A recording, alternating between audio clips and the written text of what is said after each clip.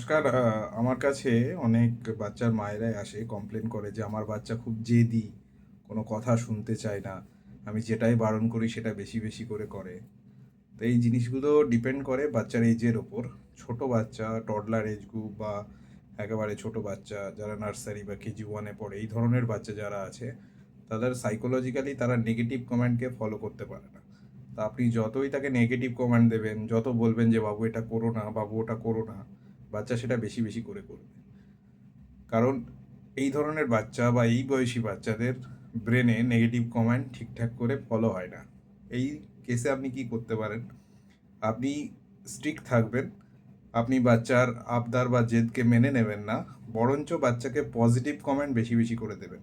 যেরকম ধরুন, বাচ্চা বারবার বল নিয়ে খেলছে, আপনি বারণ করছেন, সে কিছুতেই শুনতে চাইছে না, সেক্ষেত্রে আপনাকে ডাইভার্টিং কমান্ড দিতে হবে যে আচ্ছা, তো বল নিয়ে তো সবাই খেলতে পারে, তুমি একটু দেখাও তো বোতল থেকে গ্লাসে জল ঢালতে পারো কি না।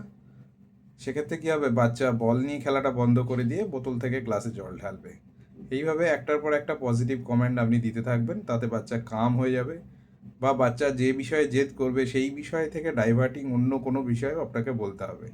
তাতে কি হবে, বাচ্চার ডাইভারশনটা চলে যাবে, পজিটিভ কমেন্ট বাচ্চা ফলো করতে শুরু করবে, তখন থেকে আর কোনো সমস্যা হবে না এবং বাচ্চার জেদ বয়স অনুযায়ী আস্তে আস্তে ঠিক হয়ে যাবে। Thank you.